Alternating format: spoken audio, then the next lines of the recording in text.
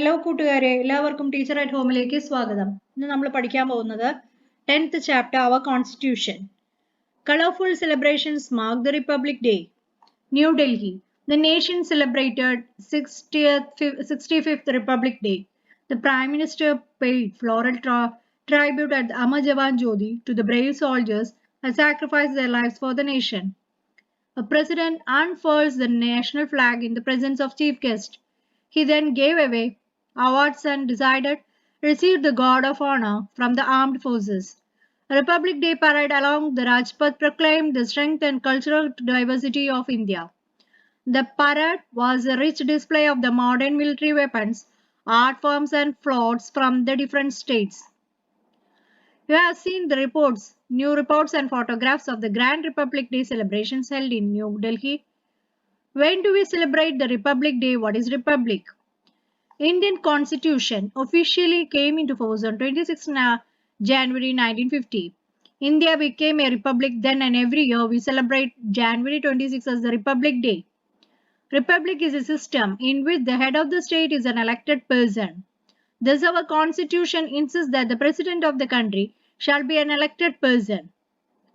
Dr. Rajendra Prasad affixes his signature in the Constitution. Who is the first president? Okay. Dr. Rajendra Prasad. Indian Constitution content. Preamble. 395 articles, 12 schedules, 22 parts, 98 amendments till May 2013. What is Constitution? Constitution is an authentic document containing the basic ideas, principles and laws of the country. The laws governing a country originate from its constitution. Every country is ruled on the basis of constitution. It took 2 years, 11 months and 17 days to frame the Indian Constitution. In a democratic country, Constitution is framed and modified as per the interest of the people. We are proud of the fact that the Indian Constitution was formed through a democratic process. Our Constitution is a reflection of the ideas and concepts that came up in the debates and discussion all over India during the freedom struggle. Framing of the Indian Constitution. The framing of the Indian Constitution started with the formation of the Constituent Assembly. The first meeting of the Assembly was on 9 December 1946. Dr. Sachidananda Sinha was its acting chairman. Later, Dr. Rajendra Prasad was elected as the chairman of the Constituent Assembly. Constituent Assembly began functioning by the reforming various committees. The Constitution Drafting Committee was one among them. It was responsible for preparing the draft constitution. Dr. B.R. Ambedkar was the chairman of the committee. He was known as architect of Indian Constitution. The committee headed by Dr. Ambedkar prepared a draft to the constitution. It was done based on the reports submitted by different committees. After detailed discussions and debates, the Constituent Assembly approved the constitution on 26 November 1949. This day is observed as the Constitution Day. However, the Indian Constitution officially came into force on 26 January 1950. India became a sovereign democratic republic from that day. The preamble of the Constitution. Now let us examine the preamble of the Constitution. The Constitution of India Preamble. We, the people of India, having solemnly resolved to constitute India into a sovereign socialist secular democratic republic and to ensure to all its citizens justice, social, economic and political, liberty of thought, expression, belief, faith and worship, equality of status and of opportunity, and to promote among them all fraternity, assuring the dignity of the individual and the unity and integrity of the nation. In our Constituent Assembly, the 26th day of November 1949, to hereby adopt, enact and give to ourselves this Constitution. The preamble reflects the basic ideas and values of our Constitution. Jawaharlal Nehru, the first Prime Minister of India, prepared the preamble in the poetic style. It is described as the essence and key of the Constitution. The preamble clearly states and proclaims the objectives and goals of the Constitution. Look at the diagram showing the basic goals mentioned in the preamble. Sovereignty, the complete power to take decisions on the external and internal matters. Socialism, Social justice is ensured by minimizing social, economic, and political inequalities of the society. Secularism. The citizens' rise to profess and propagate the religion of their preferences. The state does not favor any religion. The state has no official religion. The preamble of the Indian Constitution goals. Democracy. The government is run by the representatives elected by the people. Republic. The head of the state is decided through election. You are now familiar with the basic goals of the Constitution from the preamble. Discuss them in detail in the class. The goals of justice, freedom, and equality, fraternity that are to be ensured by the state for the citizens are also included in the preamble. The preamble of the Constitution includes certain ideals that were put forward by our leaders during the freedom struggle. Identify them. The main features of the Indian Constitution: parliamentary system, fundamental rights, fundamental duties, directive principles, rule of law, federal system, written constitution, independent judicial system. Parliamentary system. Indian Constitution envisages a parliamentary democratic system. What is parliamentary democratic system? People elect their representatives through universal adult franchise to govern the country. The elected members function as a council of people's representatives. This council of representatives is known as the parliament. A parliamentary system is a form of government formed by the elected representatives. Lawmaking is the major function of the parliament. In India, there are elected councils of people's representatives at the center in the states according to the parliamentary system of government. There is a parliament at the center and state legislative assemblies in the states. The Prime Minister and the ministers can continue its power till they enjoy the majority of the parliament. Similarly, the Chief Minister and other ministers can continue in power till they enjoy the majority in the state legislative assembly. The parliamentary system ensures the people's legislative assembly. The parliamentary system ensures the people's authority and control over the rulers through the elected representatives. On the contrary, in the presidency system, the people directly elect the head of the state. United States of America and France are examples. Fundamental rights. Fundamental rights are guaranteed by the Indian Constitution for the success of democracy and the comprehensive development of citizens. The government has the responsibility to ensure the rights to the citizen. If the fundamental rights are violated, the citizen has the right to approach either the High Court or the Supreme Court.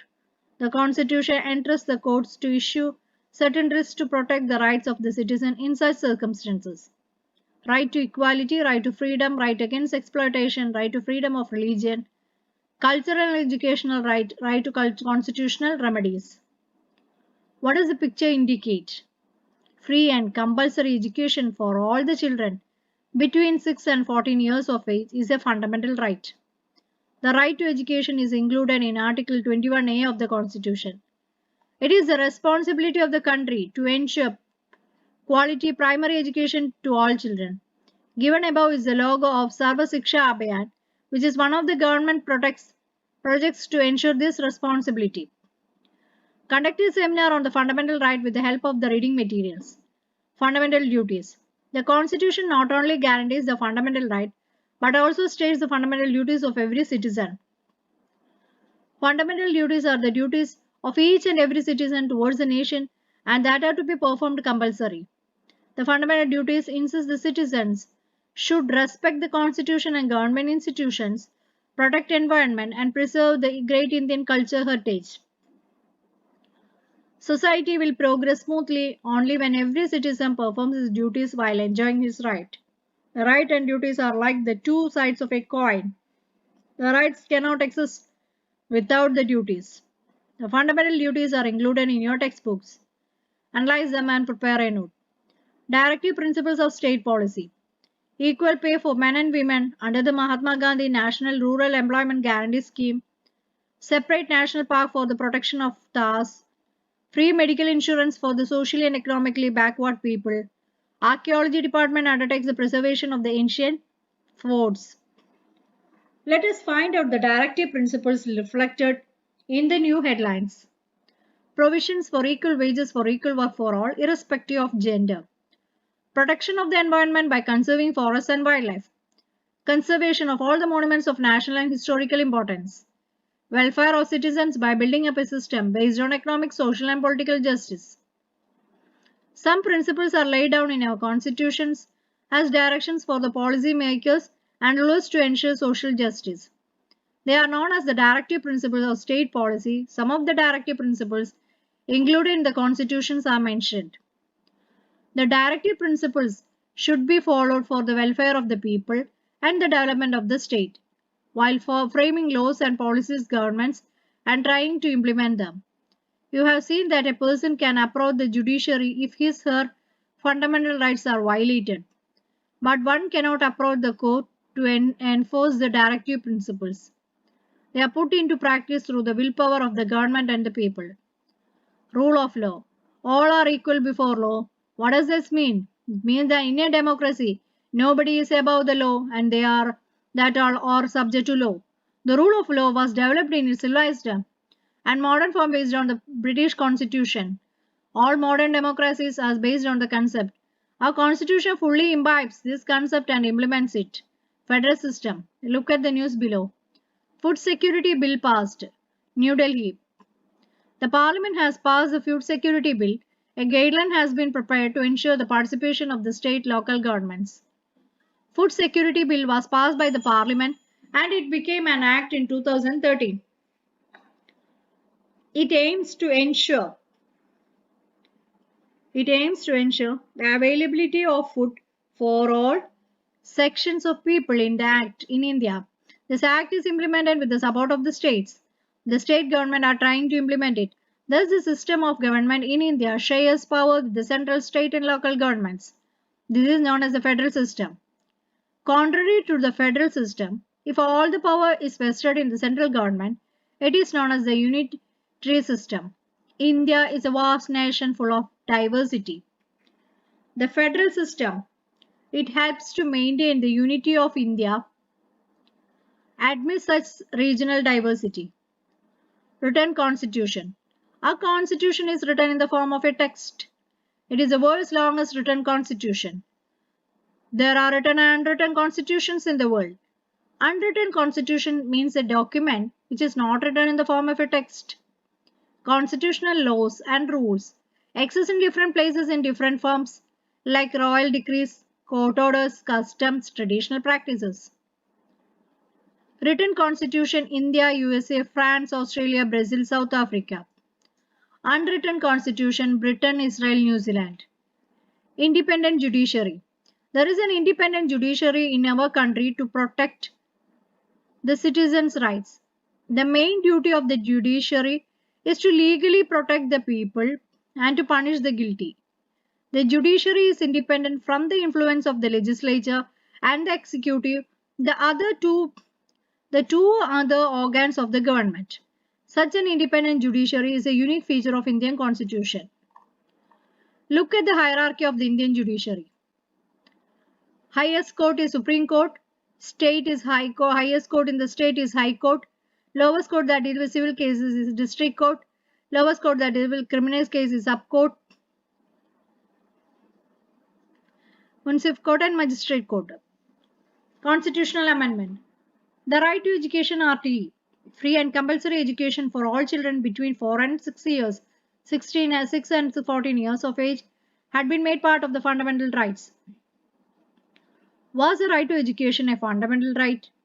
When the Constitution came into force, we have already seen that it was made of a fundamental right later. If so, there was education mentioned in the Constitution. Right to education became a fundamental right through a constitutional amendment made by the Parliament in 2002. Additions and deletions made in the Constitution is known as the constitutional amendment.